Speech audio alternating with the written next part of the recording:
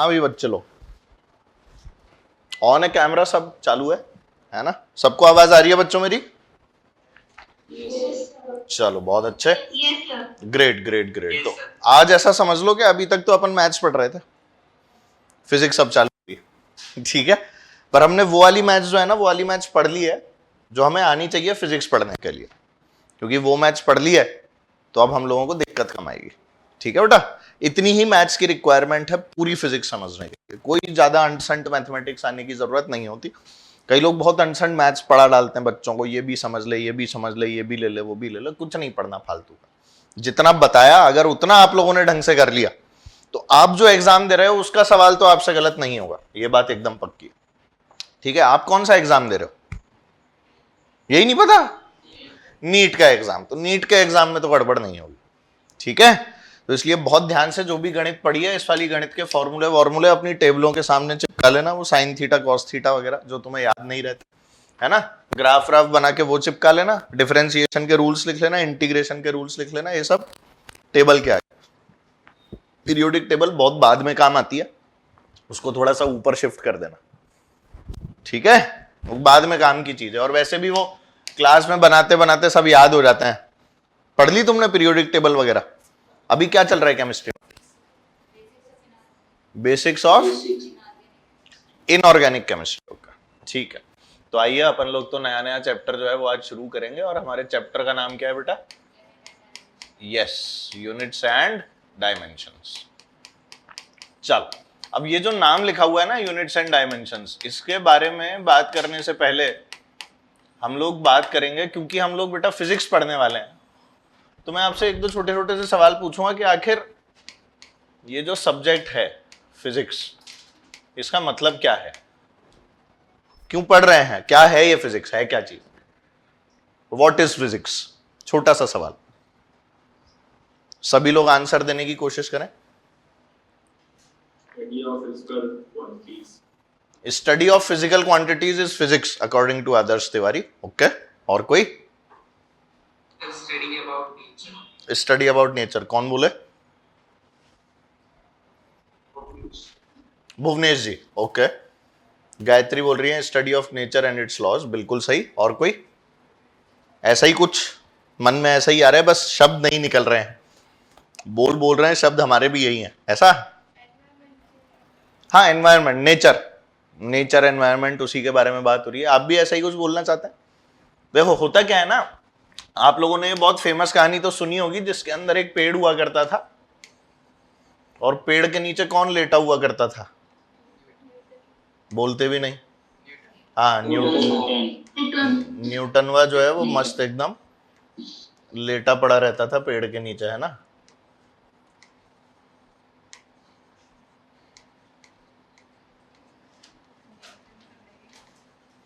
Newton अपने आप को देख लेगा तो दोबारा मर जाएगा बेचारा, है ना।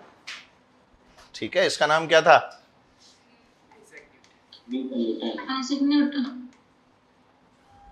और शायद आप लोगों को याद होगा कि यहां से क्या गिरा था? एप्पल। तो ये तो नहीं कि खा ले चुपचाप, इसने क्या बोला, नीचे क्यों गिरा? इसने क्या सवाल किया, नीचे क्यों गिरा? तो एप्पल तो जवाब देता नहीं यार, एप्पल थोड़ी ना जवाब देता है मैं इसलिए नीचे गिरा क्योंकि ग्रेविटी होती है। एप्पल ने कुछ नहीं बोला, तो इसको लगा यार ये नीचे ही क्यों आया, मेरे ही सर के ऊपर क्यों गिरा, और किसी के सर पे गिर जाता। इन सब चीजों के बारे में इसने पढ़ना शुरू किया। फिर इसने बोला कि चलो एक काम करते हैं कि घर पे जो सामान रखा है उसको भी उठा के देखते हैं। उसको उठा के ऐसे छोड़ा, नीचे जा रहा था, ये मैंने पेन उठा के छोड़ा, नीचे चला गया। बॉटल उठा के छोड़ी, नीचे चली गई। पत्ता उठा के छोड़ा, कहां गया? तो हर चीज नीचे ही जा रही थी अल्टीमेटली, और क्योंकि हर चीज नीचे जा रही थी तो इसने बोला कोई अदृश्य शक्ति, something there is which is invisible in nature, जो इन सब चीजों को नीचे की तरफ खींच रही है ना। और उसी चीज को इन्होंने क्या नाम दिया? ग्रेविटी। तो यहां से लॉज ऑफ ग्रेविटेशन की उत्पत्ति हुई।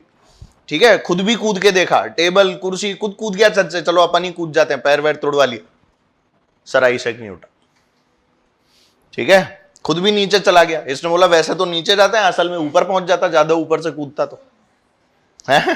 तो ऐसी समस्या हो जाती है बेटा। तो इसीलिए एप्पल खाने के बाद में, मतलब खा लेता तो अच्छा ही होता, एप्पल बिना खाए इस तरह के ख्याल आते हैं तो इसलिए अपने को क्या करना चाहिए, कहीं ऐसे एप्पल दिखे तो उसे खा लेना चाहिए। जबरदस्ती के फालतू के सवाल नहीं करने चाहिए जिससे कि नई फिजिक्स क्रिएट कर दें। हालांकि हाँ, an apple a day keeps a doctor away, तुम सबकी दुकानें बंद हो जाएंगी डॉक्टर बनने के बाद, ध्यान रखना। हाँ, इसीलिए ज्यादा एप्पल एप्पल मत खाया करो। Systematic science of natural physics, laws and entities. Oh my god Ansh, इतना भयंकर आंसर, वाओ, ये तो बहुत खतरनाक आंसर है। अरे किताबी आंसर नहीं चाहिए अपने को, समझने वाला आंसर चाहिए, है ना। अपन ऐसे थोड़ी किताबी ज्ञान ले लो भाई ये लो, फिर तो मैं भी यहां पर ले आता, स्लाइड लगा के पढ़ा देता ले। पर ऐसे नहीं करना है, अपने को थोड़ी सी फील लेनी है इसकी। आपका जवाब बिल्कुल सही है, पर हाँ, अगर अपन सिंपली इसको बोले तो हुआ क्या है, what is physics actually. Actually में फिजिक्स बनती है बेटा कुछ चीजें मिलके। सबसे पहले नेचर के अंदर कोई इवेंट हो रहा है। क्या हो रहा है बेटा, कोई इवेंट। क्या था, एप्पल का नीचे गिरना। हाँ, इस इवेंट को फिर ऑब्जर्व करने वाला कोई आदमी था। हाँ, इसको किसी ने ऑब्जर्व किया, इसको ऑब्जर्व करके इस ऑब्जर्वेशन पे उसी ने क्या किए, फिर एक्सपेरिमेंट्स किए। हाँ, और एक्सपेरिमेंट्स करके इन्होंने क्या बनाए, कुछ लॉज। आई बात समझ। इन चार चीजों का कॉम्बिनेशन क्या है, फिजिक्स। ये होती है फिजिक्स एक्चुअली। ये ठीक है, study of nature and its laws, बिल्कुल ठीक है। पर नेचर में क्या क्या हो रहा था, कोई घटना घटी, उस घटना को किसी ने देखा, उस घटना को देखकर उस घटना पे एक्सपेरिमेंट्स किए, और एक्सपेरिमेंट करके कुछ नियम बनाए। तो सभी को शायद पता होगा कि एक ऐसा फॉर्मूला होता है, F = gm1m2 अपॉन r²। नहीं भी सुना तो कोई बात नहीं, ये फॉर्मूला नहीं सुना, नहीं देखा, कोई बात नहीं, कोई टेंशन नहीं है आपने। कोई नहीं भी सुना हो तो इस पढ़ेंगे, ग्रेविटेशन नाम का चैप्टर आएगा, उसके अंदर सब यही है। ठीक है। तो this we will be studying later on in class 11, but हाँ, ये ही हर चीज के फादर थे। तो अगर अपन लोग बोलते हैं ना मैकेनिक्स, तो अपन ने उसको ऐसे बोल रखा है न्यूटोनियन मैकेनिक्स। क्या बोल रखा है, न्यूटोनियन मैकेनिक्स। कि ये न्यूटोनियन मैकेनिक्स है। न्यूटोनियन क्यों है, क्योंकि न्यूटन के टाइम पर निकल के आई और न्यूटन ने ही बनाई एक्चुअली में, इसलिए इस मैकेनिक्स का भी हम लोगों ने स्पेशल नाम रख दिया। क्या नाम रख दिया, न्यूटोनियन मैकेनिक्स। कई बार हम इसको क्लासिकल मैकेनिक्स या क्लासिकल फिजिक्स के टर्म्स में भी जानते हैं। तो जो भी चीजें न्यूटन ने की थी ना बेटा, उनके टाइम की सारी चीजें क्लासिकल नेचर के अंदर जाती हैं। यानी क्लासिकल फिजिक्स के अगर जनक या फादर किसी को बोलते हैं तो वो कौन थे, Newton, sir Isaac Newton to be very exact, अगर वैसे बात करें। और इसीलिए कोई भी चैप्टर शुरू करने से पहले इन लोगों को दोक लगा लेनी चाहिए, क्योंकि इनकी आत्माएं सताती हैं, इज्जत से इनका नाम नहीं लोता। ठीक है, पूरी फिजिक्स के अंदर हर जगह इस आदमी की चर्चा जरूर होगी, और एक दिन तुम्हें लगेगा कौन है ये आदमी, इस तरह का आदमी था। मतलब ऐसा नहीं कि सिर्फ मैकेनिक्स में ही इसने काम किया था, इसने हर जगह अपने हाथ पैर जो है वो पसार रखे हैं। ऑप्टिक्स पढ़ोगे, ऑप्टिक्स में भी आ जाएगा कूद के, रुको मैं आ रहा हूं। मॉडर्न फिजिक्स पढ़ोगे, उसमें भी कूद ही मारेगा, मैं आ रहा हूं, रुको मेरे नियम, ये कहां जाएंगे। तो हर जगह मौजूद है ये, हर जगह। तो बेसिकली इनसे तुम ये समझो कि फिजिक्स के शुरुआती दिन जो थे ना, वो यहीं से आए। और इसीलिए इनको इज्जत देने के लिए, तुम मानोगे नहीं, वेटिकन सिटी में पूरी ग्रेव है न्यूटन की। ग्रेव समझते हो ना, ग्रेव मतलब जैसे अपन बोलते हैं, क्या मतलब, कब्र। तो कब्र जो है वो वैसे नहीं है, कब्र मतलब चर्च के फॉर्म में है। न्यूटन साहब का पूरा चर्च बना हुआ है वेटिकन सिटी में। कभी गूगल करना तो आपको मिलेगा इनका चर्च है। नहीं, प्रीस्ट व्रीस्ट नहीं था वो मेंडल की तरह। मेरे को मेंडल के बारे में देखो पता नहीं है, मेंडल तो मेंटल ही रहा होगा, है ना। पर मैं अगर तुमको बताऊं तो लेट मी टेल यू कि ये कितना खतरनाक आदमी था। देखो तुम्हें इसकी ग्रेव दिखाता हूं। इस मतलब जो चर्च है ना, वो भी बहुत खतरनाक है इनका।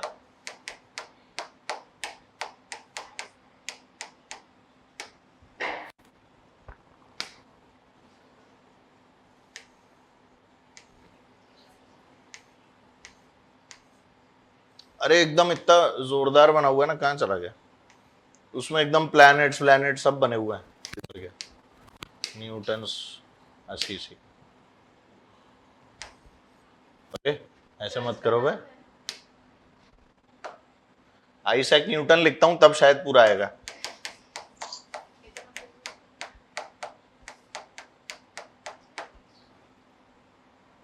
ये देखो कितना सुंदर बना हुआ है, देख रहे हो? Can you see how beautiful things are? लो भाई विजिट पे चला जाता।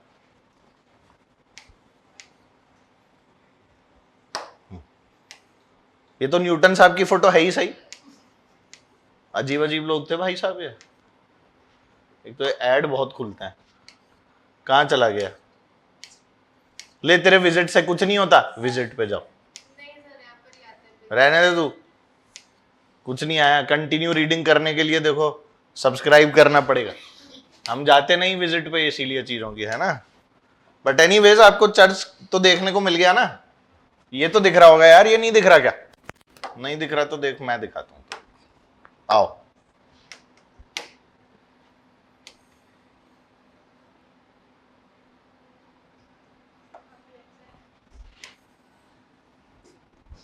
अब जिसको भी नहीं दिख रहा था सबको दिखेगा। प्लैनेट्स प्लैनेट सब बने हुए हैं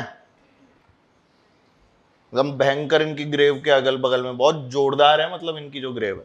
बेसिकली पूरा चर्च ही डेडिकेट कर दिया न्यूटन को कि तुम इतने बड़े आदमी हो कि तुम्हारे लिए चर्च। और वो वैसे ऐसे साइंटिस्ट लोगों की क्या, आत्मा को शांति देने के लिए ये सब काम करना पड़ता है, नहीं तो वो सताते रहते सपने में आके फिजिक्स क्यों नहीं पढ़ता, फिजिक्स क्यों नहीं पढ़ता। तो इसलिए ऐसा काम कर दो जिससे दिक्कत ना रहे, ऐसे लोगों को फुल शांति दे दो, एकदम मजे में, है ना। तो भाई हाँ, असल में study of anything which is in motion, बेटा ये गलत जवाब है। तो इसलिए हम लोग फिजिक्स को क्या बोलते हैं कि भाई फिजिक्स असल में क्या होती है? Physics is the study of nature and its laws. एक सीधा सीधा सा फंडा, study of nature and its laws. यही फिजिक्स को हम लोगों को अब समझना है तरीके से, ठीक है बेटा। Physics is the study of nature and its laws. आप लोगों ने कुछ लिखा नहीं है अभी तक, तो नोट करो क्या देख क्या रहे हो। मेरी शक्ल देख रहे हो बैठ के? इतना भी स्मार्ट नहीं लगता यार मैं, माना लगता हूं ना। मैं बोलूं तब लिखते हो? अच्छा, इतने मतलब इतने अच्छे बच्चे कब से हो गए तुम लोग? आप बोलोगे तभी लिखेंगे हम तो।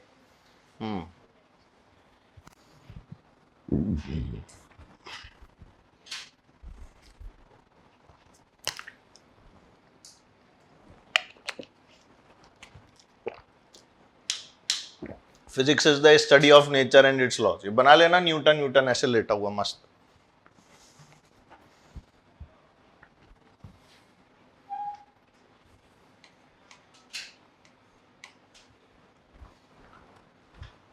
असल में जितनी भी चीजें हो रही है ना दुनिया में, हवाओं का चलना, तुम्हारा चलना, फिसलना, रोना, गाना, बैठना, उठना, चिपकना, उड़ना, सब चीजें किसके कारण है? हर चीज को हम लोग एक्सप्लेन कर सकते हैं by the help of physics. हाँ, भूत प्रेत को अपन लोग एक्सप्लेन नहीं करते इससे, भूत प्रेत की साइंस अलग है। जैसे हम लोग जो साइंस पढ़ते हैं ना, उसको तो साइंस बोला जाता है। भूत प्रेत की साइंस को हम लोग निसाइंस बोलते हैं। हाँ, ये किसकी होती है बेटा? भूत प्रेत की साइंस, नी साइंस।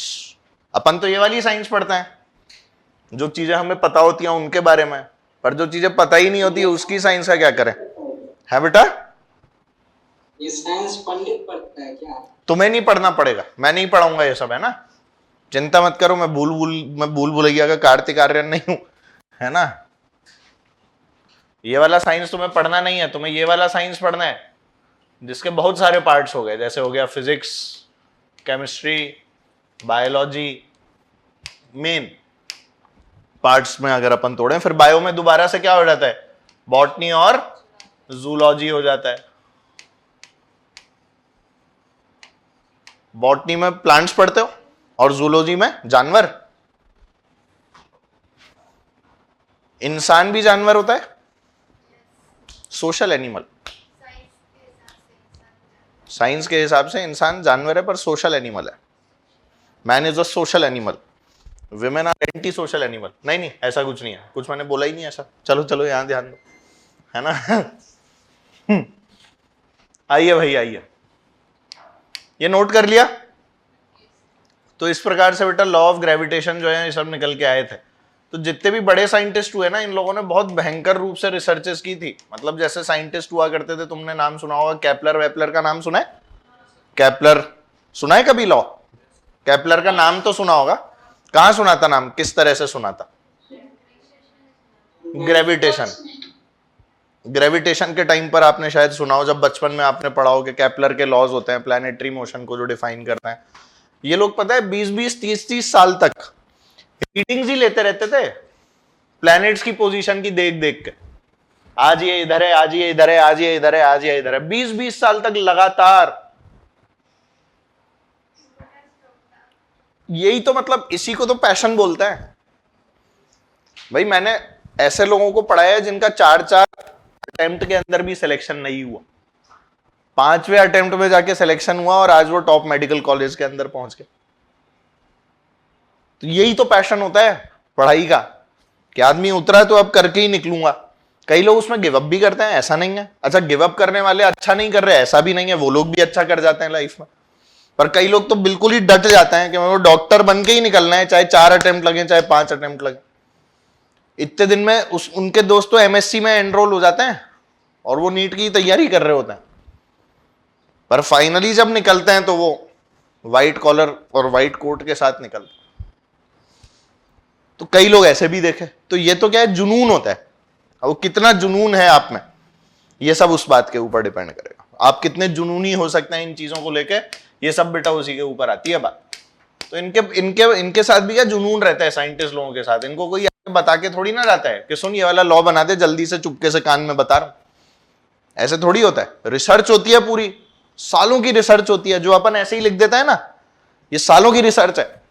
अपन ने लिख दिया F = ma, V = U+AT, सुना होगा ना, ये सब सालों की रिसर्च है। ये हमने तो लिख दिया फट, इनिशियल वेलोसिटी है, फाइनल एक्सेलरेशन ये, टाइम ये, बताओ V क्या होगी सर, फॉर्मूला लगा दो, आ गया आंसर। पर फॉर्मूला डेवलप करने के अंदर कितनी सारी चीजें उन्होंने सोची हों, यही सब चीजें अपने को समझनी होती है। ठीक है, अब हुआ क्या बेटा, जब हमें फिजिक्स को डिफाइन करना था तो फिजिक्स की लैंग्वेज कौन बनी? मैथमेटिक्स।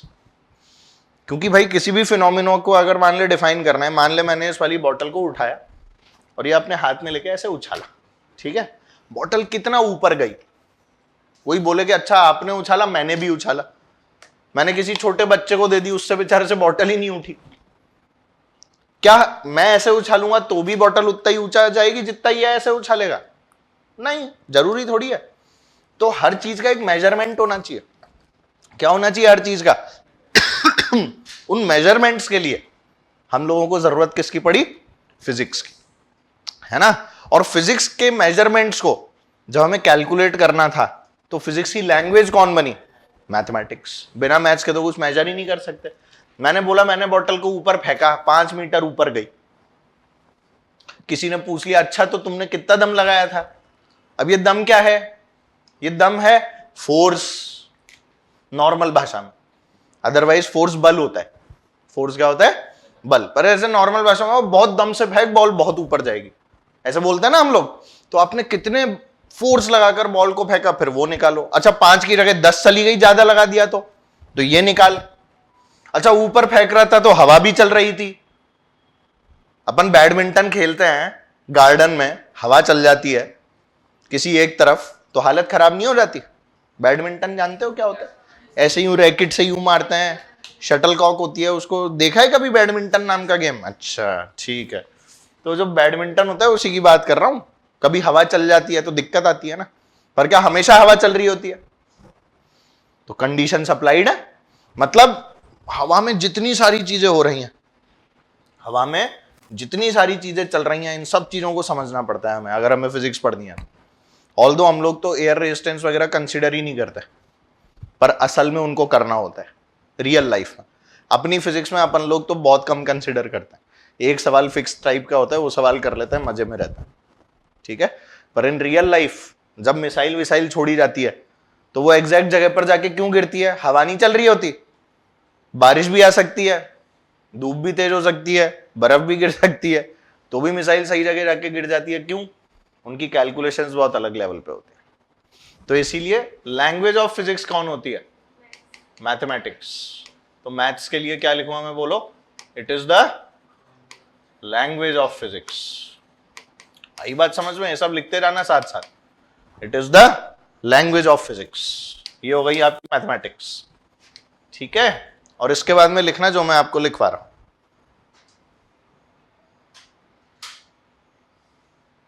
लिखाऊं बेटा? लिखाओ। हाँ, ये सब लिखना है, छोड़ना कुछ नहीं है, जो बोल रहा हूं सब लिख लेना। लिखाऊं? चलिए लिखिए। In order to define physics, in order to define physics,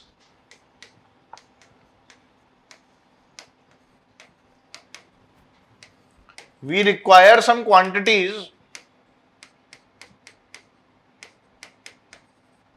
we require some quantities which are called as physical quantities.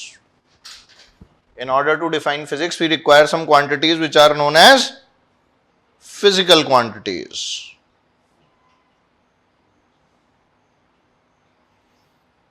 Which are known as physical quantities.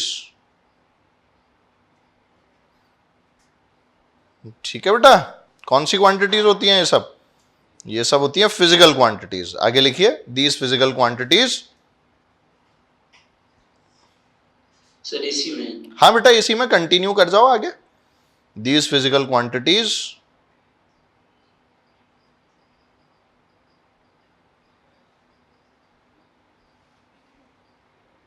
can be grouped into three parts.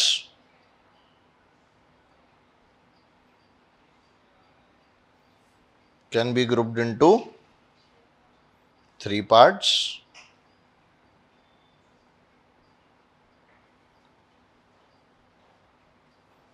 कितने parts में बेटा? 3 parts में। Can be grouped into 3 parts. और वो 3 parts के नाम क्या थे बेटा? जल्दी से बोलो। एक पार्ट तो हो गया आप लोगों का, हाँ, fundamental physical quantities. Physical quantities का शॉर्ट है पीक्यू। ठीक है, दूसरा हो जाता है बेटा आपका derived physical quantities. Yes, very good. और तीसरी होती है आपके पास सप्लीमेंट्री।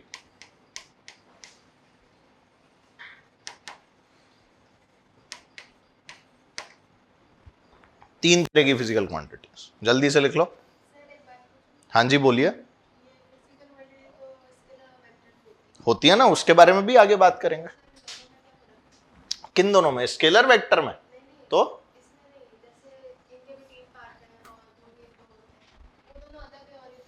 फिजिकल क्वांटिटीज का फिर टाइप हो जाएगा, इन तीनों के ही टाइप। हाँ, इन तीनों के टाइप। ये किस बेसिस पे है यही तो अभी बताऊंगा, इसी को तो समझना है। अभी सब समझ में आएगा, एक एक करके सारा आएगा।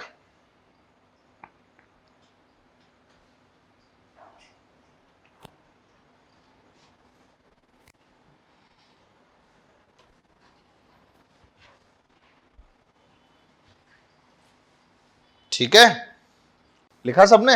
अगली लाइन में लिखो, the physical quantities, P Q लिख देना। The P Qs are those quantities which can be measured. The PQs are those quantities which can be measured by instruments. The PQs are those which can be measured by instruments or can be quantified for calculations.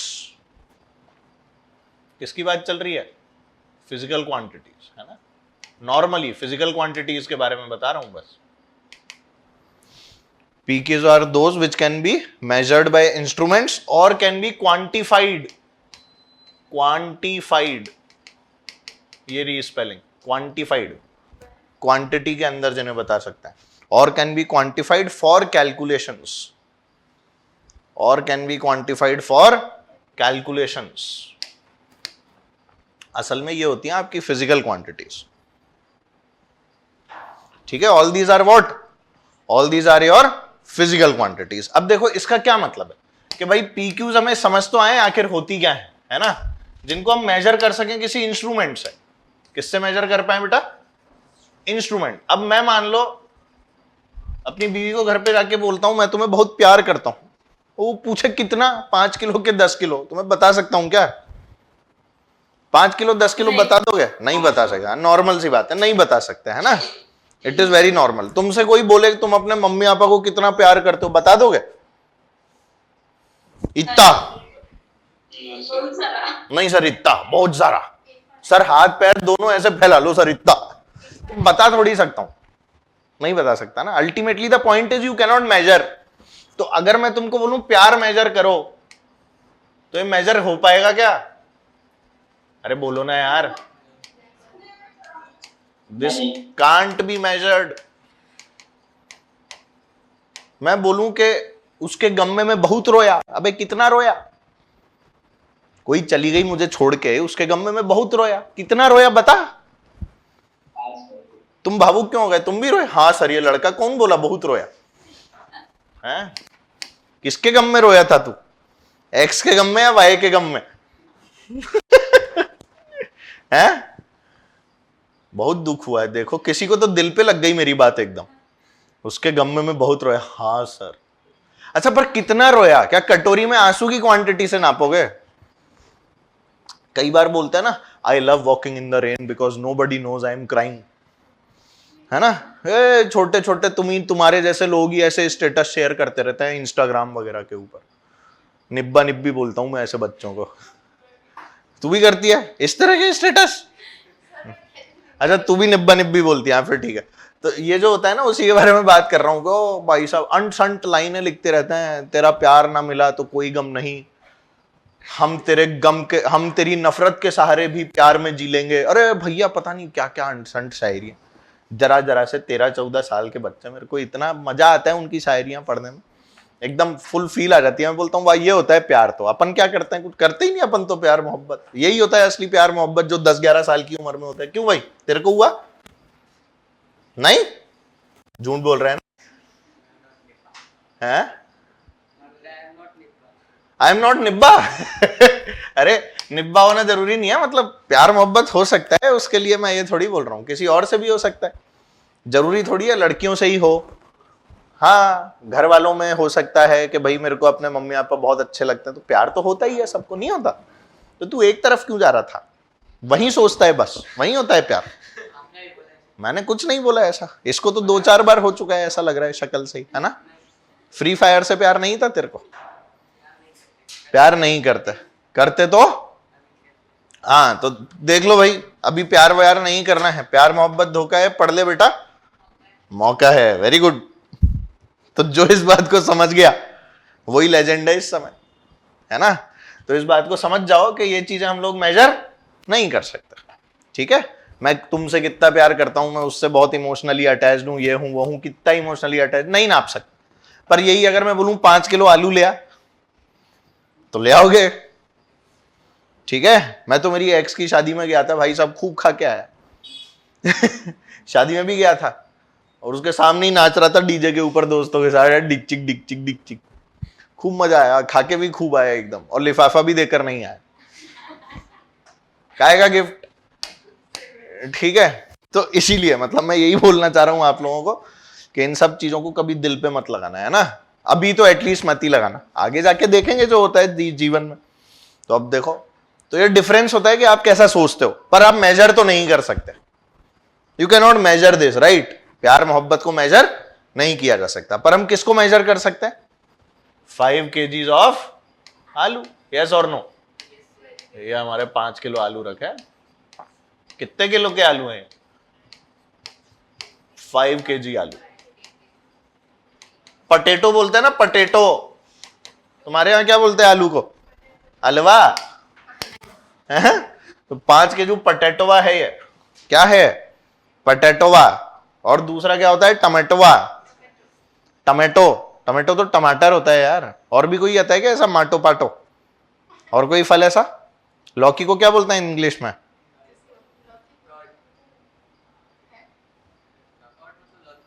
हाँ सही बोल रहे, इनको पता ही नहीं है, देखिए।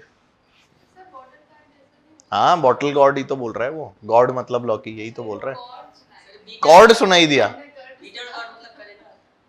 हाँ सही बोल रहा है। नहीं नहीं, बॉटल गार्ड बोला उसने। बॉटल गार्ड बोल रहे थे। बॉटल गार्ड मतलब लौकी ही होता है, बहुत सारे लोगों को नहीं पता होता। ऐसे टेंशन मतलब नहीं भी पता तो कोई बात नहीं। तेरे को क्या सुनाई दिया?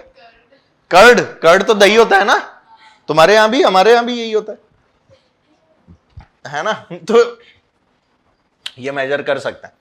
और इसीलिए क्या होता है ना, हम लोगों ने फंडामेंटल क्वांटिटीज, फिजिकल क्वांटिटीज, इन सबको मतलब ऐसे किया कि फंडामेंटल क्वांटिटीज जो है वो अलग कर दी, डिराइव्ड क्वांटिटीज को अलग कर दिया। कुछ ऐसी क्वांटिटीज थी जो बिल्कुल किसी और चीज पर डिपेंड ही नहीं करती थी, इंडिपेंडेंट थी, उनको हमने बोला फंडामेंटल है। कुछ ऐसी क्वांटिटीज थी जो दूसरी क्वांटिटीज पर डिपेंड करती थी, उनको हमने बोला डिराइव्ड है। और कुछ ऐसी थी जो ना तो फंडामेंटल में जा पा रही थी ना डिराइव्ड में जा पा रही थी, तो वो हमने सप्लीमेंट्री के नाम से बना दी। क्या ये बात क्लियर है? ठीक है। तो इस तरह से आपको फिजिकल क्वांटिटी के बारे में पता लगता है कि क्या हम मेजर कर सकते हैं, हम लोग क्या मेजर कर सकते हैं, that is your physical quantity. और इन्हीं को डिफाइन किसने किया? फिजिक्स ने। अब अगर मैं असल में इन क्वांटिटीज की डेफिनेशन पढ़ने चला जाऊं तो मेरी जिंदगी बर्बाद हो जाएगी।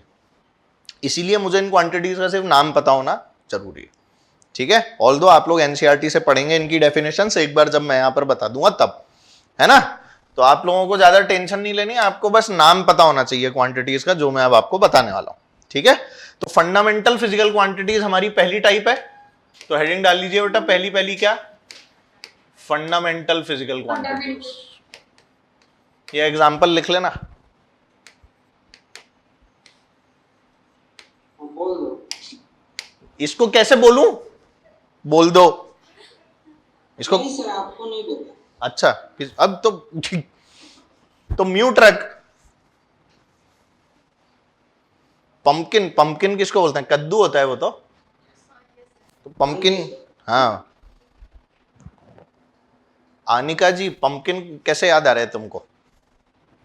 हम लौकी की बात कर रहे थे, लौकी इज बॉटल गार्ड। और कौन सी सब्जियां होती हैं? करेला, कद्दू। हाँ, करेला तो हो गया ना, बीटल गार्ड हो गया हो तो। और कौन सी सब्जी होती है? Tomato, potato. ब्रिंजल क्या होती है? Very good. और लेडी फिंगर? भिंडी। सब पता है देखो हमारे बच्चों को। और कौन सी सब्जियां होती हैं? पुदीना क्या होता है? मिंट। यस। पालक? स्पेनिश नहीं, स्पिनच। स्पेनिश पॉपाई देखते होंगे तुम लोग, पॉपाई। पॉपाई खाता था ना स्पिनच, नहीं? एकदम से बॉडी बन जाती थी उसकी। पॉपाई वाला कार्टून नहीं देखा तुमने? आज सबसे जाके देख, पहले जाके देखना ये पॉपाई।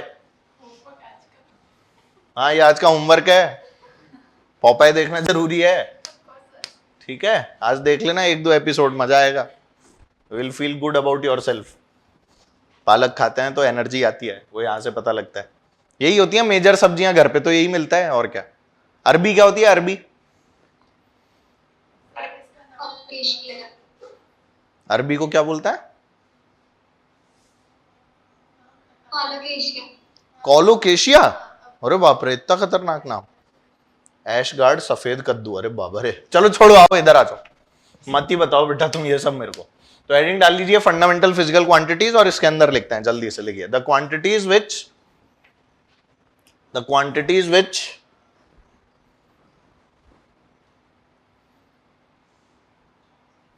लिख रहे हो, नहीं लिख रहे हो? अरे लिख रहे हो ना? हाँ, the quantities which are measurable and independent of any other physical quantities,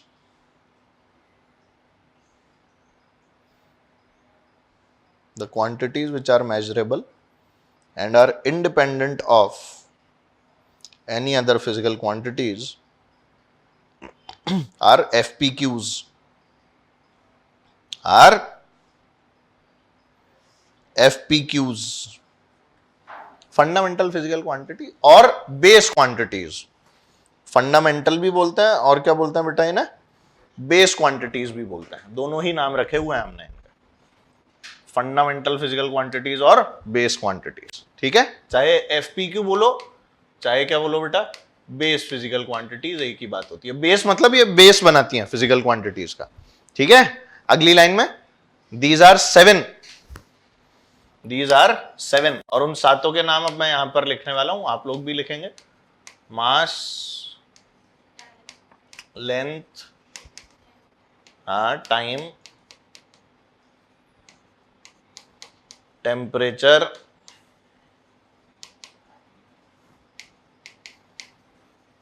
electric current,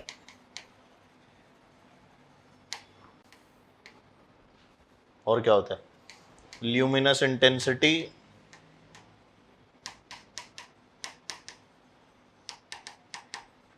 और सातवीं होती है बेटा आपकी amount of substance.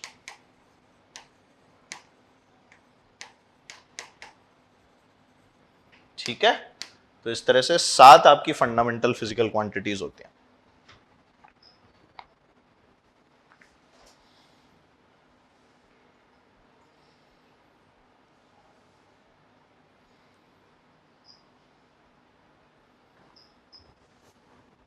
There are 7 fundamental physical quantities, 7।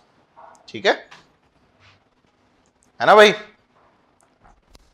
सबके नाम आपको याद होने चाहिए एकदम, नींद में भी पूछ लो तो mass, length, time, temperature, luminous intensity, amount of substance, है ना, इलेक्ट्रिक करंट, टेम्परेचर, सब एकदम जबरदस्त तरीके से फंडामेंटल फिजिकल क्वांटिटीज। ठीक है बच्चों, क्या कहलाई है? फंडामेंटल। अच्छा, फंडामेंटल क्यों कहलाई, इस बात को समझते हैं। जैसे मान ले मैं तुमसे पूछूं तुम्हारा मास कितना है। मास क्या होता है, समझते हो? Mass, what is mass? Amount of matter contained in a body. वैसे मास को हम लोग जब जनरली डिफाइन करते हैं तो कैसे करते हैं? Amount of matter in a body, ऐसे हम लोग डिफाइन करते हैं। ऐसे सबकी डेफिनेशन नहीं बताऊंगा, बस मास की ऐसे ही बता दी तुम्हें एग्जांपल देने के लिए। तो मास का मतलब क्या है? Amount of matter in a body. Matter मतलब कोई सब्सटेंस, हमारी बॉडी में जो मैटर कंटेंट है उसको लेके जब अपन लोग वेइंग मशीन के ऊपर चढ़ते हैं तो हमें अपना मास दिखता है ना किलोग्राम में। बोल ही नहीं रहे, दिखता है ना यार।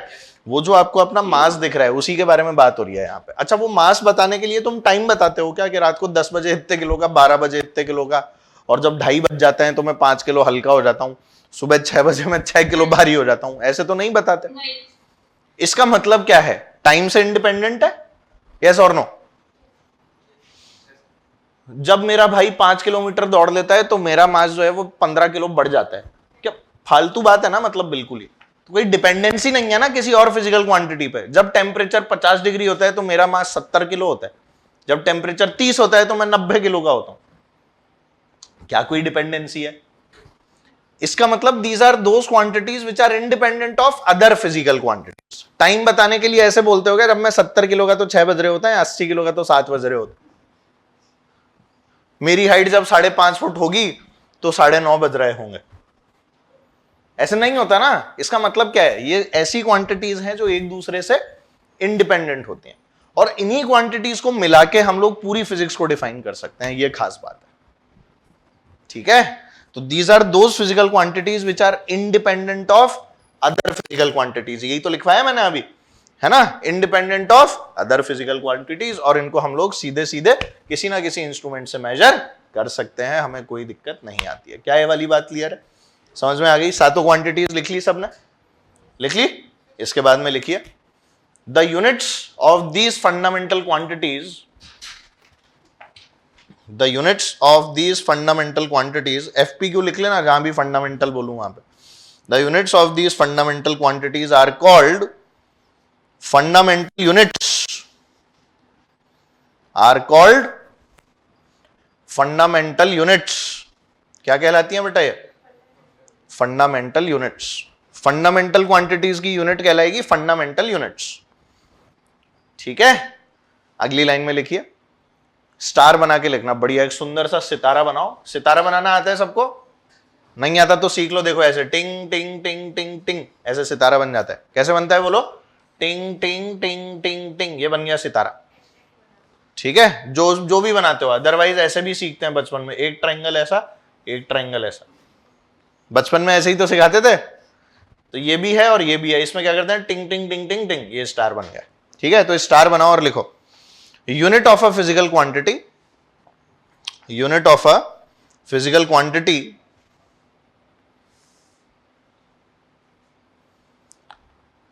is the standard of measurement, unit of a physical quantity is the standard of measurement standard of measurement for that physical quantity. Standard of measurement for that physical quantity. आगे लिखें इसी में, they need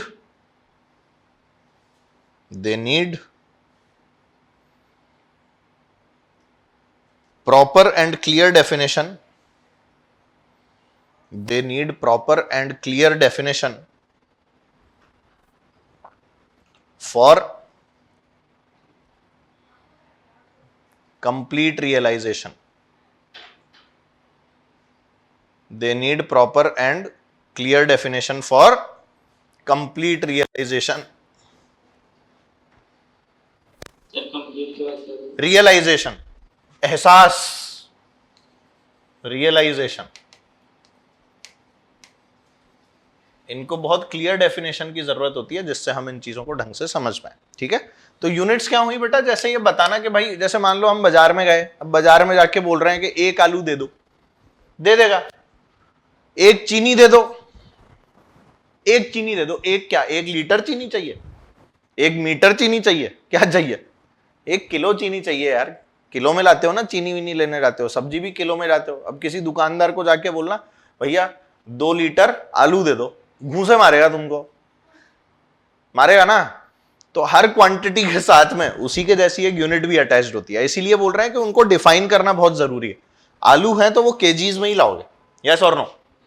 पेट्रोल है तो वो litre में ही भराओगे, दूध है तो वो लीटर में ही लेंगे, कपड़ा है तो वो किलो में लोगे, मीटर में लेंगे। हालांकि कोटा में एक सेल लगती है, उसमें किलो के भाव मिलता है कपड़ा। उस सेल का नाम है विदेशी कपड़ों की तूफानी सेल उसका नाम ही यही है, विदेशी कपड़ों की तूफानी सेल। उसमें अंग्रेज जो कपड़े रद्दी में दे देते हैं, वो कपड़े यहाँ के बिकते हैं और लोग खुशी खुशी पहन के घूमते हैं। इसीलिए बोलते हैं ना, किसी का फेंका हुआ माल किसी के लिए लग्जरी हो सकता है। दिस इज इट, समझे। पर वो किलो के भाव ऐसे नहीं खरीदे जाते कपड़े, है ना, वो फर्जी काम है ना। असल में कपड़ा आपको लेना है, किसी बाजार पे जाना है, आप शोरूम पे गए, रेमंड्स के शोरूम पे, तो क्या बोलते हो, भैया 2 मीटर कपड़ा निकाल दो, शर्ट सिलवानी है, पैंट सिलवानी है तो इतना कपड़ा निकलवा दो, या वॉट एवर इट इज। आप सलवार सूट वगैरह बनवाते होंगे, उसके लिए कपड़ा लेंथ नापते होंगे ना, बड़ा सा स्टील का एक स्केल होता है, उसके थ्रू होता है ना। ऐसा नहीं होता, सब रेडीमेड कपड़े लेते हो क्या आजकल, रेडीमेड।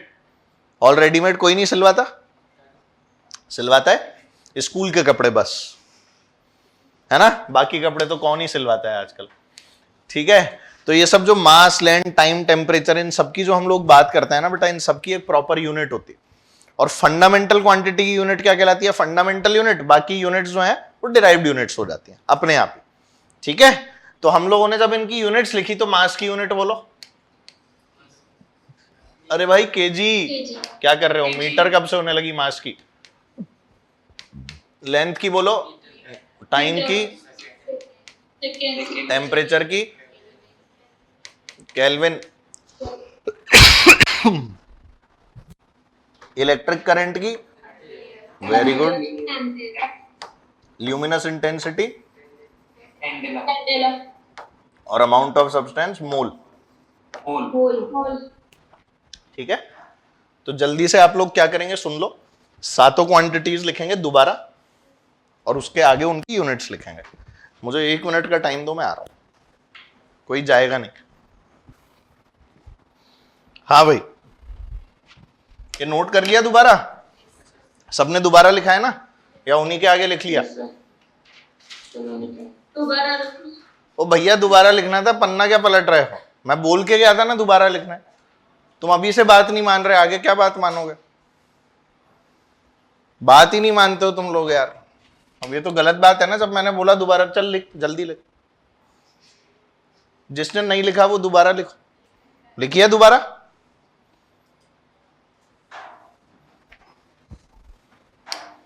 अभी तुम लोग बात नहीं मान रहे, आगे जाके क्या बात मानोगे। इससे ही पता लगता है कि डेडिकेशन की कमी है। जिसने भी नौटंकी मचाई है ना, इन्हीं के आगे लिख दिया है मेरी स्टाइल में, उनको बता रहा हूं मैं, दोबारा लिख लेना बेटा। चलो, अब पता है जो यूनिट्स है ना, इसको यूनिट्स के साथ भी बहुत धोखा हो रहा था लोगों को। क्यों धोखा हो रहा था, कोई तो बोल रहा मैं किलोमीटर में नापूंगा, कोई बोल रहा मैं मीटर में नापूंगा, कोई बोल रहा मैं सेंटीमीटर में नापूंगा, कोई बोल रहा मैं इंच में नापूंगा। अपने यहाँ हाइट किस में नापते हैं? फुट में नापते हैं। हम लोग तो फुट में नापते हैं। अपने इंडिया में तो बेटा फुट वाला सिस्टम चलता है। चलता है कि नहीं चलता? तो भाई मान लो मेरी हाइट 5 फुट 8 इंच है, ठीक है, कोई बोलता है मेरी हाइट 6 फुट 2 इंच है, कोई बोलता है 4 फुट 50 इंच, मतलब 4 फुट 10 इंच है, 50 इंच क्या निकल रहा है, ठीक है, कोई बोलता है मेरी हाइट 7 फुट है। खली टाइप के लोग होते हैं ना, होते ही हैं, एग्जिस्ट तो करते ही हैं, तभी तो देखने को मिलता है। कोई बोलता है मैं 4 फुटिया हूं, कोई बोलता है 2.5 फुटिया हूं। अब छोटे बच्चे होते हैं 1.5 फुट के, होते ही है ना, उसमें क्या हो गया? तो इसका मतलब क्या है? हम लोग तो फुट में बता रहे हैं, अमेरिकन कोई आएगा तो वो सेंटीमीटर में बताएगा। कोई अमेरिकन आदमी आएगा ना तो वो ऐसे बोलेगा 164 सेंटीमीटर, 165 सेंटीमीटर, 168 सेंटीमीटर। उनके यहाँ पे सेंटीमीटर के अंदर बताई जाती है हाइट।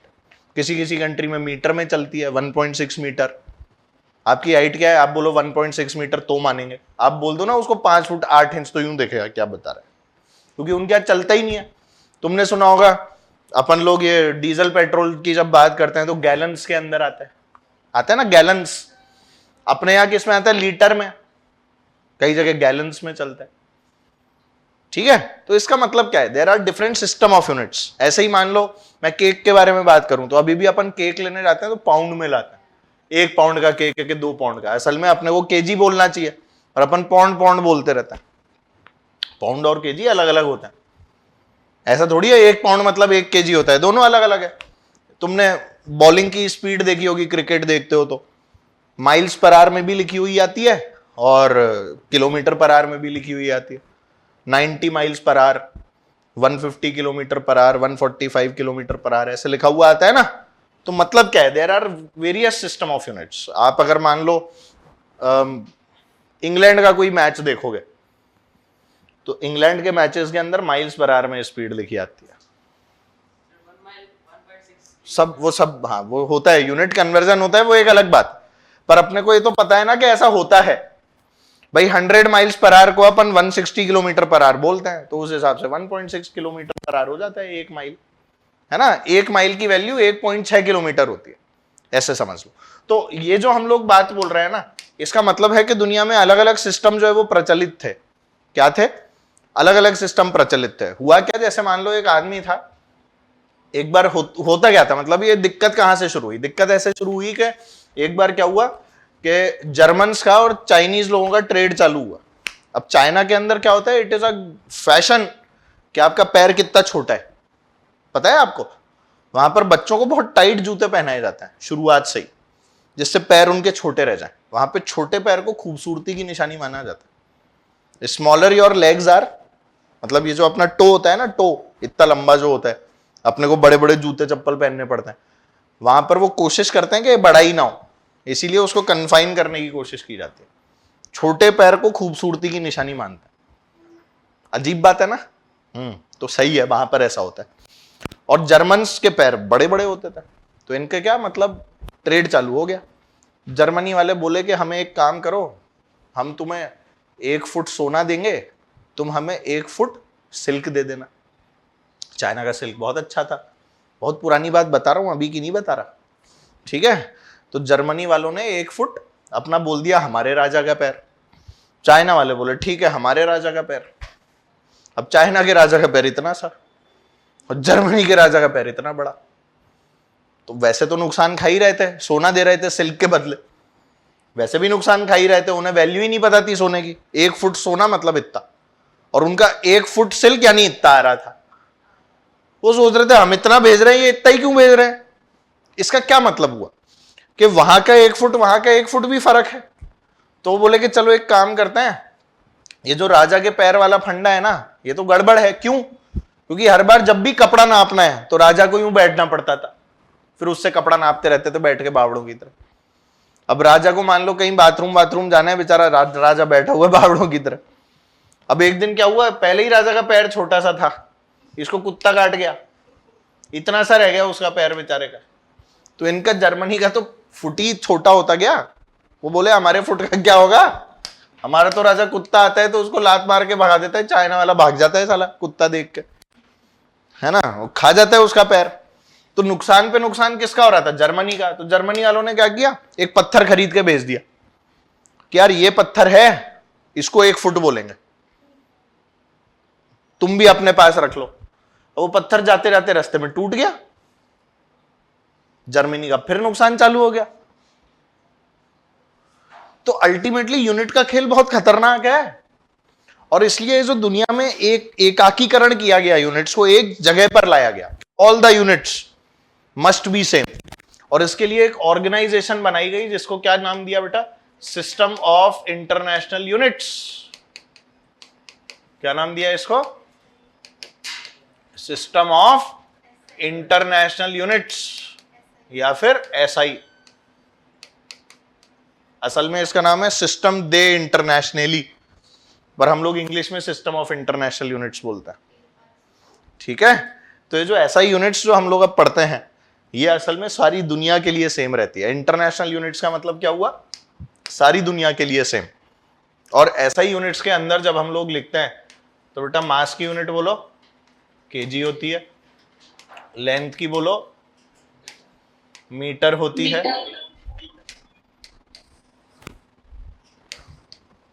लिख लो जल्दी से सातों क्वांटिटीज दोबारा, हेडिंग डाल लो सिस्टम ऑफ यूनिट्स, छोटी सी हेडिंग डालेंगे सब लोग सिस्टम ऑफ यूनिट्स, और उसमें सिस्टम ऑफ इंटरनेशनल यूनिट्स लिख के दोबारा से सातों क्वांटिटीज लिख लो, जिससे कभी भूलोगे नहीं, 3-4 बार एक ही दिन में लिख लोगे। टाइम की हो गई सेकंड, टेम्परेचर की क्या बताई थी मैंने? करंट की? हाँ,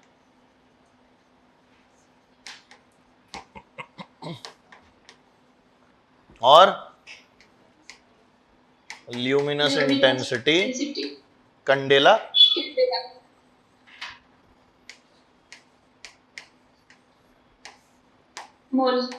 वेरी गुड। एओएस मतलब अमाउंट ऑफ सब्सटेंस है, ठीक है बेटा। अच्छा, एक और चीज ध्यान रखना, बहुत इंपॉर्टेंट होती है।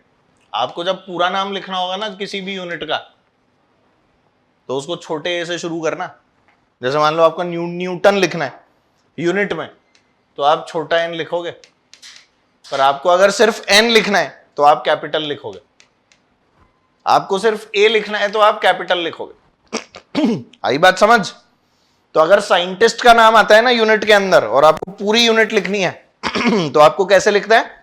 पहला वर्ड स्मॉल होता है, चाहे नाम अपन ने क्या सीखा है बचपन से, name always start with a capital letter, पर ये साइंटिफिक नोटेशन होता है। अगर आपको पूरी यूनिट लिखनी है और वो साइंटिस्ट के नाम के ऊपर बेस्ड है, तो हम लोग कैसे लिखेंगे बेटा? छोटा एन लिखेंगे। न्यूटन के लिए, एम्पियर के लिए छोटा है। तो ऐसे जितनी भी यूनिट्स होती हैं जो साइंटिस्ट के नाम पे हैं पर्टिकुलरली, उनके साथ ही ऐसा किया जाता है। ठीक है बच्चों, इसीलिए आप लोगों को यहां दिख रहा होगा कि मैंने केल्विन में के छोटा, एम्पियर में ए छोटा, कैंडेला में सी छोटा लिखा है ना बेटा ये सब। इसके अलावा ये और भी बहुत सारी यूनिट्स होती हैं, जैसे गॉस होती है, क्यूरी होती है, फेराडे होती है, बहुत सारी यूनिट्स हैं, वो समय के साथ हम लोग देखते रहेंगे। ठीक है, तो ये तो हो गया सिस्टम ऑफ इंटरनेशनल यूनिट, जिससे सारी दुनिया एक जैसी यूनिट्स को फॉलो करे। तो अब जब भी इंटरनेशनल ट्रेड होता है तो वो सिस्टम ऑफ इंटरनेशनल यूनिट्स के थ्रू होता है, जिससे चाहे अमेरिका हो, चाहे फ्रांस हो, चाहे जर्मनी हो, इंडिया हो, चाइना हो, जापान हो, कोई भी कंट्री हो, मैं अगर जाके बोलूं 1 लीटर तेल चाहिए, तो वो 1 लीटर तेल का मेजरमेंट उसके पास होगा। मैं बोलूं 1 किलो आलू चाहिए, तो वो मेरे को 1 टन आलू नहीं दे देगा बेवकूफों की तरह, हमारे यहाँ तो टन में खाते हैं आलू, समझ रहे हो ना। तो ऐसे पूरी दुनिया में एक जैसी यूनिट्स जो है वो फैल गई। क्या ये बात क्लियर है सबको? पर क्या एक ही तरह का सिस्टम था? नहीं, मैंने अभी अभी बताया आपको 3 तरह के सिस्टम्स हैं, है ना। मैंने बस तुमको ऐसे बोल के बताया कि भाई ऐसे ऐसे, कोई केक जो है वो पाउंड में लाता है, अपने यहाँ पे हाइट फुट में नापते हैं, कहीं पर मीटर में नापते हैं, तो कहीं सेंटीमीटर में नापते हैं। तो इसीलिए जो हम लोग बेटा इस सिस्टम ऑफ यूनिट्स देखते हैं, इन सिस्टम ऑफ यूनिट्स के अंदर हमें 3 सिस्टम जो है वो काफी प्रचलित मिलते हैं, जिसमें एक तो होता है बेटा एफपीएस, हाँ, और एमकेएस। Very good. ये 3 सिस्टम्स होते हैं जो सबसे ज्यादा दुनिया में चलते हैं। ठीक है बेटा, एफपीएस, सीजीएस और एमकेएस। एफपीएस सिस्टम आपको बोलता है बेटा फुट पाउंड सेकंड, अंग्रेजों में बहुत चलता था बेटा, इसीलिए हमारे देश में भी आ गया। अंग्रेजों ने राज किया था किसी जमाने में हमारे ऊपर, तो इसलिए हमारे देश में भी फुट पाउंड और सेकंड वाला जो सिस्टम है वो चलता है। ये होता है सेंटीमीटर, बहुत बढ़िया। और M for metre, metre kilogram second. Very good. KG, और ये वापस से सेकंड। टाइम की यूनिट में कोई डिफरेंस नहीं आता, बाकी सब में चेंज आता रहता है। तो असल में जो एसआई सिस्टम है ना, वो एमकेएस सिस्टम के ऊपर ही बेस्ड है। किस पे बेस्ड है बेटा? एमकेएस सिस्टम पे ही बेस्ड होता है आपका एसआई सिस्टम। वैसा ही है ना, देख वही मीटर केजी सेकंड वाला, मीटर केजी सेकंड। तो SI system is based on this part only. MKS system और एसआई सिस्टम जो है वो एक जैसे ही होता है।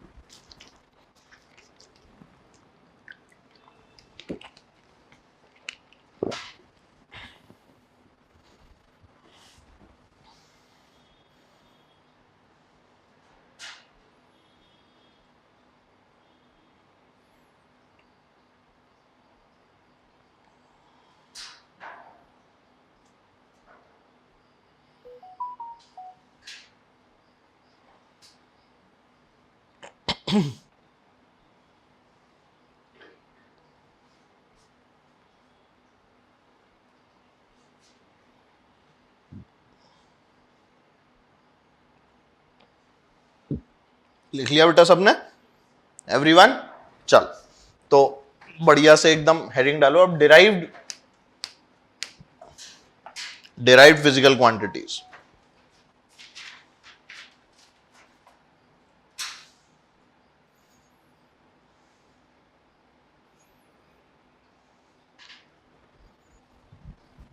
कौन सी फिजिकल क्वांटिटीज पढ़ेंगे बेटा? डिराइव्ड। तो हमने फंडामेंटल तो देख ली, अब किसकी बारी आ गई? डिराइव्ड पीक्यूज की बारी है।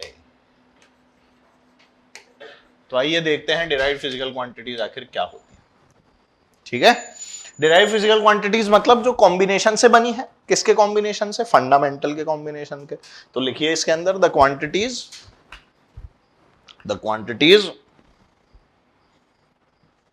which are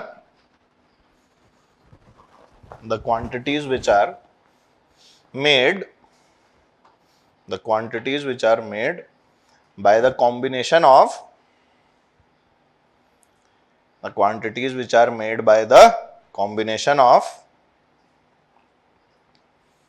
one FPQ taken more than once, one FPQ taken more than once, or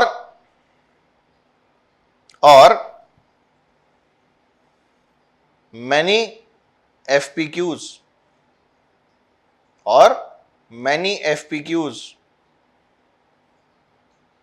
combined together, are called DPQs. DPQ समझ गए ना? Derived physical quantities, DPQs। ठीक है, तो ऐसी क्वांटिटीज जो या तो एक ही फंडामेंटल फिजिकल क्वांटिटी को रिपीटेडली यूज करने से बन जाती है। कई बार ऐसा भी होता है ना, एक ही फंडामेंटल फिजिकल क्वांटिटी को कई बार यूज कर लो। कई बार मतलब एक से ज्यादा बार, या फिर कई फिजिकल क्वांटिटीज, 2, 3, 4 फिजिकल क्वांटिटीज को आप लोगों ने क्या किया? यूज किया, और कोई एक डिराइव्ड फिजिकल क्वांटिटी जो है वो बना ली। तो एक तो हो गई, एक फिजिकल क्वांटिटी को मोर देन वंस यूज करने से बना लिया, मल्टीपल टाइम्स। और एक क्या हुआ? कई फिजिकल क्वांटिटीज को मिला के हमने एक नई कोई फिजिकल क्वांटिटी डिफाइन कर दी। ये होती है आपकी डिराइव्ड फिजिकल क्वांटिटीज। तो अगर हम इनके एग्जांपल्स देखें और बात करें कि भाई इनके क्या क्या एग्जांपल्स हैं, तो आप लोग सब जानते हैं इन एग्जांपल्स को, कोई बहुत बड़ी बात नहीं। हाँ ठीक है, डरा दिया तुम लोगों ने अभी एकदम से, है ना? तो कौन कौन सी क्वांटिटीज हो गई? एक तो हो गई स्पीड, सुनाई होगा आप लोगों ने। स्पीड क्या होती है बेटा आपकी? Distance upon time. चलो मैं लिखता जाऊंगा, तुम भी नोट करते जाओ खटाखट एकदम स्पीड के साथ। जो क्वांटिटी लिखी है उसी के साथ यूनिट क्या हो जाएगी? मीटर पर सेकेंड। यस और नो? सही है ना? इसको कई जगह ऐसे भी लिखा हुआ देखोगे तुम, m(s-1). समझ गए क्यों लिखा है s-1 मैंने? s की पावर -1, हाँ 1 में लिखा था तो हमने पावर -1 कर दी। तो ऐसे स्पीड हो गया, ऐसे ही मान लो। और कौन सी क्वांटिटी पढ़ी है तुमने दुनिया में? एक्सेलरेशन के बारे में सुना है। तो एक्सेलरेशन क्या होता है बेटा? Delta v upon delta T. नहीं, एक्सेलरेशन तो बेटा वेलोसिटी से डिफाइन करता है ना, तो delta v upon delta T है ना। तो यहां पर क्या होता है हमारे पास? वेलोसिटी खुद मीटर पर सेकंड में, और टाइम किस में होता है बेटा? सेकंड में। तो हमारी यूनिट आती है मीटर पर सेकंड स्क्वायर। इसको कई जगह आप ऐसे लिखा हुआ भी देखेंगे, ms-2। देखो, समझ रहे हो? समझ रहे हो? समझ रहे हो? समझ रहे हो? चलो और बोलो। मोमेंटम सुना है? मोमेंटम, मोमेंटम होता है मास इनटू वेलोसिटी। मास बोले तो केजी, और वेलोसिटी बोलो मीटर पर सेकंड, केजी मीटर पर सेकंड। ऐसे ही तुमने वो सुना है, क्या बोलते हैं उसको? वही, अरे उसी की बात कर रहा हूं। फोर्स, ma, F बराबर मा, F बराबर मा। मास और एक्सेलरेशन, मास बोलो केजी, एक्सेलरेशन मीटर पर। देखो बन गई ना कितनी सारी क्वांटिटीज। सबकी यूनिट लिखता जा रहा हूं मैं, आप लोग भी लिखते जाएं। और बोलो, प्रेशर सुना है? प्रेशर, चल प्रेशर से पहले दूसरी बताता हूं तेरे को। एरिया सुना है? एरिया, एरिया की बोलो length into breadth. Square square हुआ तो साइड स्क्वायर, ऐसे ही तो लिखता है। लेंथ किस में नापते हो? मीटर में। ब्रेड्थ भी किस में नापते हो? तो यूनिट क्या आएगी? मीटर स्क्वायर नहीं बोलते इसको, क्या बोलते हैं? Square metre. वो हम जनरल भाषा में मीटर स्क्वायर चलने देते हैं, कुछ नहीं बोलते, पर असल में कैसे पढ़ना होता है इसे? 5 स्क्वायर मीटर, ना कि 5 मीटर स्क्वायर। 5 मीटर स्क्वायर का मतलब पता है क्या होता है? 5 मीटर साइड का एक स्क्वायर। तो असल में कैसे पढ़ना चाहिए? 5 स्क्वायर मीटर्स। ठीक है, आज तक गलती करते आए थे, बचपन से गलती पढ़ रहे थे, आज ही पता लगा है? जिया, आज ही पता लगा? अच्छी बात है, खुशी हुई जान के। वॉल्यूम बोलो L into B into H. बोलो क्या होता है? मीटर इंटू क्या आएगा? Cubic metre. हाँ, मीटर क्यूब का मतलब क्या होता है? 1 मीटर साइड का क्यूब। समझे? तो आज से क्या बोलेंगे इसे हम लोग? Cubic metre. वाह, सही बोलिएगा, यूनिट आई बात समझ में? और बोलो भाई, और कोई क्वांटिटी सुनिए। हाँ सर, प्रेशर बोल रहे थे आप। प्रेशर क्या होता है? Force upon area. बहुत प्रेशर है सर पे, है ना? चलो फोर्स बोलो, केजी मीटर पर सेकंड स्क्वायर। अरे अभी तो निकाला है, ये रहा। और अपॉन में क्या करना है? एरिया भी करना है। तो केजी मीटर पर सेकंड स्क्वायर डिवाइडेड बाय क्या करूं? मीटर का स्क्वायर। बोलो सही है ना भाई? कुछ कट रहा है क्या? 1 मीटर से 1 मीटर कट जाएगा। ओहो, ये वाला मीटर नीचे है कि ऊपर है? नीचे। तो बोलो फाइनली यूनिट क्या आएगी? केजी पर मीटर सेकंड स्क्वायर। देखो, नहीं आया समझ? और कोई क्वांटिटी सुनिए। एनर्जी सुना है? काइनेटिक एनर्जी सुना है? क्या होता है? हाँ, अच्छा, हाफ तो नंबर है, उसकी तो यूनिट होती नहीं है। नंबर की भी यूनिट होती है क्या? मास की होती है, पता है हमें, केजी। अच्छा, वेलोसिटी का स्क्वायर मतलब मीटर पर सेकंड का स्क्वायर। बोलिए सही? तो क्या बन जाएगी यूनिट? केजी मीटर स्क्वायर पर सेकंड स्क्वायर। आया समझ में? ऐसे यूनिट्स बना सकते हैं हम लोग बैठ के, चाहे जितनी बना लो। वर्क डन सुना है? वर्क डन क्या होता है? वर्क डन बोलो क्या होता है? Force into displacement. फोर्स की होती है बेटा केजी मीटर पर सेकंड स्क्वायर, डिस्प्लेसमेंट की होती है मीटर। बोलो क्या बन गई? केजी मीटर स्क्वायर पर सेकंड स्क्वायर। देखो, वर्क डन की और काइनेटिक एनर्जी की एक जैसी यूनिट है। दिखा क्या किसी को? कुछ नहीं दिखा सर, हमें दिख जाता आज तक ये वाली चीजें, तो बात ही क्या होती। अंधे बच्चे हैं हम लोग। आपने जो लिखा है ये ब्रेल लिपि होती तो ही समझ आती है हमें, पता नहीं क्या लिखा हुआ है ये। कुछ आया? श्योर हो? ऐसे यूनिट चाहे जितनी बना लो, चलो इनको 10 पूरा कर लेता। एक और बोलो। टॉर्क सुना है? टॉर्क बताया था ना मैंने, टॉर्क होता है एक, कोई बात नहीं, नहीं भी पता तो ऐसी कोई टेंशन नहीं है उसमें। R इंटू एफ होता है बेटा टॉर्क। इसकी असली डेफिनेशन बाद में बताएंगे रोटेशनल के टाइम पे। तो R इंटू एफ, आर बोले तो मीटर और फोर्स बोलो केजी मीटर पर सेकेंड स्क्वायर। वापस से देखना यूनिट क्या आ गई, केजी मीटर स्क्वायर पर सेकेंड स्क्वायर। क्या बोल रही है बेटा? R मतलब डिस्टेंस और F मतलब फोर्स। तो डिस्टेंस किस में नापते हैं? मीटर में। और फोर्स क्या होती है? केजी मीटर पर सेकेंड स्क्वायर। तो देख सेम यूनिट आ गई तीनों की। कैन यू सी? ये बहुत जोरदार बात है अपने आप में। अगर कोई बोले कि दो फिजिकल क्वांटिटीज की यूनिट सेम नहीं होती, तो स्टेटमेंट सही है या गलत है? गलत है। सेम हो सकती है, डेफिनेशन चाहे अलग है उनकी, पर यूनिट्स कैन बी सेम। ठीक है, तो अपने पास एक स्टार बना के लिख लो। स्टार बनाओ जल्दी से, यहां तक जिसने भी लिख लिया 10वें पॉइंट के बाद में। रुकूं या लिख दूं? मैं लिख देता हूं, चलो यहां पे स्टार बना के। फिजिकल क्वांटिटीज कैन हैव, ऐसे लिखना, PQs can have same units although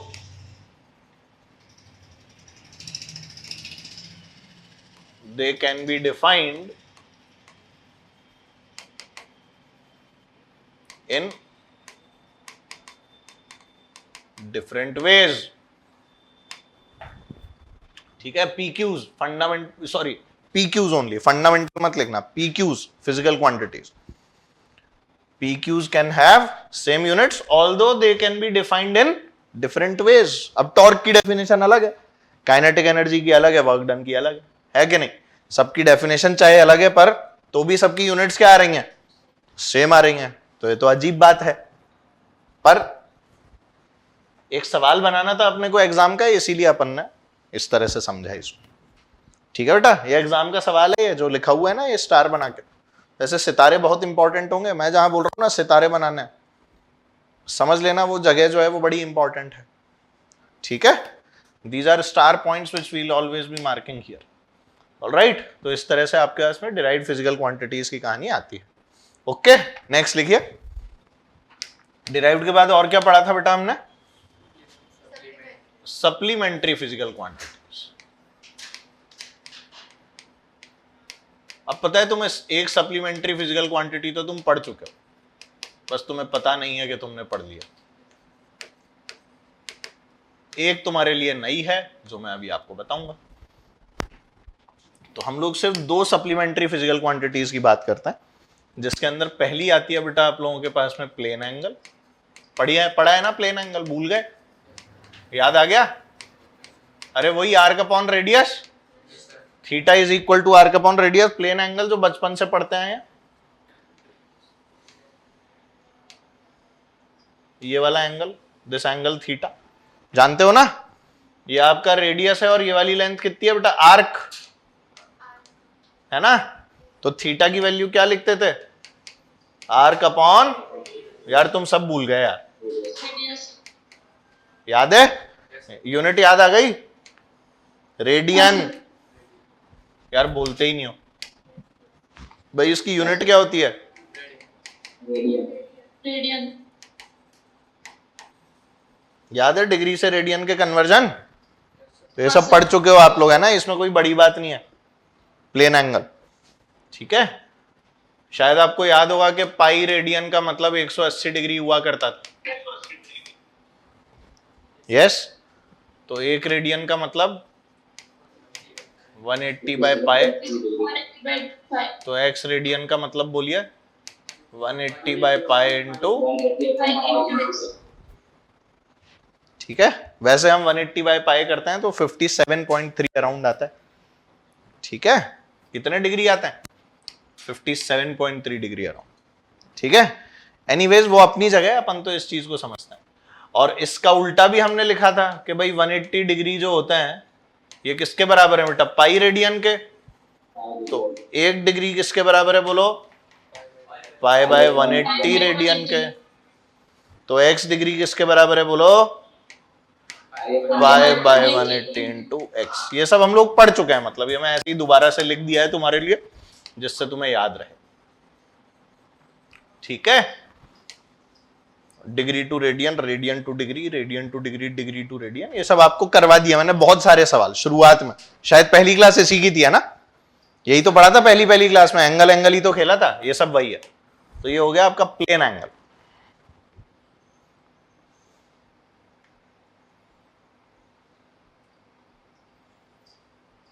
कौन सा एंगल कहलाता है बेटा? ये प्लेन एंगल के नाम से कहलाया जाता है।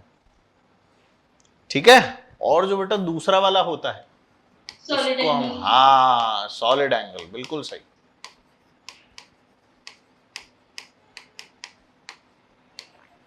ठोस कोण, हिंदी में क्या बोलते हैं इसे? ठोस कोण। ठीक है, एक कागज है क्या खाली किसी के पास? वैसे ही रखा हुआ, वापस दे दूंगा, काम में ले लेना। कागज वागज है किसी के पास? हाँ आप दे दो। है, ला दे दे। है, डबल है? डबल नहीं चाहिए, सिंगल लाओ।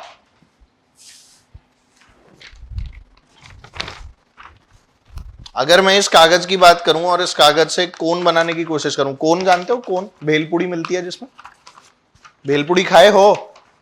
नहीं खाए? कैसी लगती है? अच्छी लगती है? कैसे बनता है कोन? आता है तुम्हें बनाना? ऐसे ही तो बनता है, कैसे बनेगा? बहुत आता है ना तुम्हें, तुम बना दोगे एक बार में?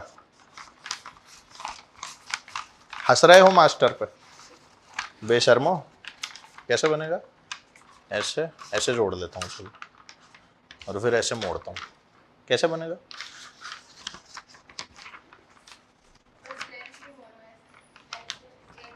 ऐसे मोड़ लूं?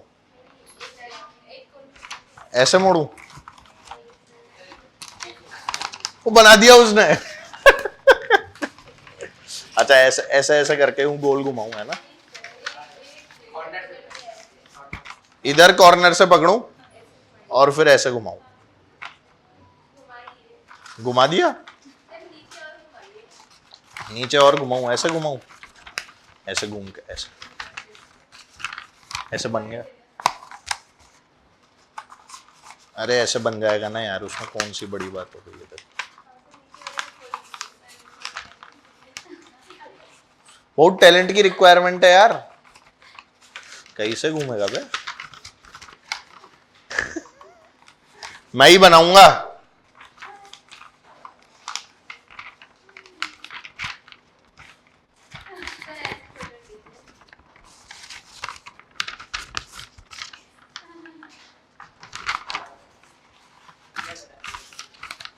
इसमें तो सामान गिर जाएगा नीचे।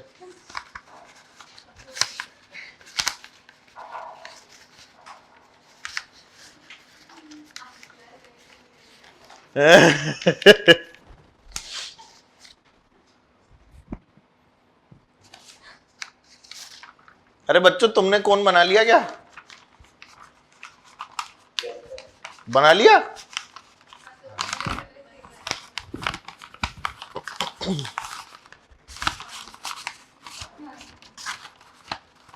फाइनली ये कौन है अपने पास, है ना बेटा? तो तुमको सही में ऐसा लग रहा था क्या कि मेरे को नहीं आता बनाना? अच्छी बात है, ऐसा लग रहा था तो। चलो अब इधर देखो, ये जो अपना कोन बना ना, इसमें जिसमें अपन लोग भेलपूड़ी खाते हैं, आ जाओ देखो, फाइनली मैंने सीख लिया बनाना, है ना? चलो भाई, तो भेलपूड़ी खाते हो? सॉफ्टी तो खाई होगी। अरे सॉफ्टी खाई होगी, भेलपूड़ी खाई होगी, इन सबको कोन बोलते हैं। इस वाले फिगर को क्या बोलते हैं? कोन। अच्छा, इसमें जो एंगल है, अगर ये कोई तुम्हें मेजर करने को बोले, कैसे मेजर करोगे? इसमें तो 3D हो गया ना भाई। एक चीज बता, मैं तेरे को ट्राइंगल बना के दूं ऐसे, और ये एंगल निकालने को बोलूं, तो ये तो प्लेन एंगल है, क्योंकि ये सब कैसी फिगर्स हैं? These are 2D figures. भाई जैसे ये सर्कल अगर हम लोग बनाते हैं तो ये भी क्या है, ये 2 डायमेंशनल है, यस और नो। और ये भी क्या है, 2 डायमेंशनल है, ट्राइंगल। तो हर चीज 2D दिख रही है, पर अगर 3D हो गई तो जिंदगी में दर्द आ जाता है। अब ये चीजें जैसे ही 3D होती है ना बेटा, तो अपने को फिर सॉलिड एंगल की बात करनी पड़ती है। किसकी बात करते हैं? तो असल में जब अपनी सॉफ्टी का कोन आता है तो उसमें अपन लोग मटेरियल भर सकते हैं, यस और नो। सॉफ्टी में अपन सॉफ्टी भर के देते हैं ना, आइसक्रीम क्यों भर के दे सकते हैं? क्योंकि वो 3D होती है बेटा, और 3D चीजों के पास में वॉल्यूम होता है। क्या होता है बोलो? वॉल्यूम। देख पा रहे हो इस सॉफ्टी को? तो ये जो एंगल बन रहा है ना बेटा इसके अंदर, ये वाला, ये 3D वाला जो एंगल बन रहा है, दिस 3D एंगल, इसको हम लोग सॉलिड एंगल बोलते हैं, सिग्मा। किससे रिप्रेजेंट करते हैं? सिग्मा से रिप्रेजेंट करते हैं। असल में हम इसकी वैल्यू भी निकाल सकते हैं by the help of plane angle. अगर ये एंगल हमें अल्फा दिया हुआ हो, ये वाला एंगल प्लेन है, ये कैसा एंगल है? Plane angle. तो इस सिग्मा की जो वैल्यू होती है वो होती है बेटा 2 पाई times of 1 minus cos alpha. हालांकि आपसे कोई पूछेगा नहीं आपकी पूरी फिजिक्स के अंदर इसके बारे में, पर मैं सिर्फ आपको इसके बारे में आइडिया दे रहा हूं कि देखो ऐसे कैलकुलेट किया जा सकता है। तो ये 3D एंगल होता है। कैसा एंगल होता है बेटा? 3D एंगल होता है, और इसको समझना थोड़ा सा टफ होता है, पर विजुअलाइज कर लिया जाए जैसे अभी आप लोगों ने किया, ये कोन बना के। अब सामान नहीं फैलेगा, ये पक्का है ना। अगर गीला ज्यादा डाल दिया तो कागज गल जाएगा, वो अलग बात है, पर भेल तो नहीं गिरेगी। भेलपुड़ी खाओगे आज? बाहर मिलती है क्या भेलपुड़ी? मिलती है? भेलपुड़ी नहीं खाते, पानी पता से पीते हो? हैं? पानी पता से थोड़े बहुत, थोड़े या बहुत, मतलब पानी पता से तो ऐसे 25-30 खा जाओ तुम बैठ के। नहीं, पानी पता से अच्छे लगता है? नहीं, आइसक्रीम अच्छी लगती है? बहुत अच्छा, खा लेना तो जाके घर पे जब जाओ। मेरी तरफ क्यों देख रहे हो आशा भरी नजरों से? चलो आ जाओ, है ना। हाँ, ऑनलाइन बच्चों को पेटीएम कर दिया जाएगा, है ना। चलो, तो सिग्मा की वैल्यू क्या आ गई? 2 pi into 1 minus cos alpha. और ये कैसा एंगल होता है बेटा? 3D angle. क्या बनाया मैंने? ये सॉफ्टी वाला कोन, सॉफ्टी वाला कोन, इसके अंदर 3D एंगल होता है, ध्यान रखें। दूसरी बात, इसकी जो यूनिट है बेटा वो बड़ी इंपॉर्टेंट है, जो आपको पता होनी चाहिए। इसकी यूनिट होती है स्टेरेडियन। क्या यूनिट होती है इसकी? फालतू की बकवास है और कुछ नहीं, कहीं काम नहीं आएगा। बस यूनिट डायमेंशन में ही इसका सवाल जो है वो पूछा जाता है, और वो भी क्लास के अंदर, एग्जाम में नहीं। समझ गए? तो फाइनली मैंने आज पुड़िया बनानी सीख ली। ठीक है, तो इस प्रकार से आज आप लोगों का जो ये नॉर्मल क्वांटिटीज की कहानी है ना, वो खत्म हो गई। अगली क्लास से अपन लोग क्वांटिटीज में कन्वर्जन कैसे करते हैं, एक यूनिट से दूसरी यूनिट में बदलना, ये सब तुम बचपन में भी करते आए हो, पर उस चीज को अब बहुत आसान बना देंगे। ठीक है, और उसके बाद में एंट्री मारेंगे डायमेंशंस के अंदर। ठीक है, तो यूनिट डायमेंशन आप लोगों का फिर फिनिश हो जाएगा। राइट, 2 क्लास और चलेगा यूनिट डायमेंशन। आज 1 क्लास हुई है, 2 more classes and we will finish and enter into vectors. Vectors में फिर गणित आएगी बहुत सारी। उसके बाद में गणित नहीं होगी, फिर वो फिजिक्स होगी जिसमें हल्की फुल्की गणित लगती रहेगी। ठीक है बच्चों, तो चलो सब लोग बाय बोल दो, आज की क्लास यहीं फिनिश करते हैं। बाय बोलो सब।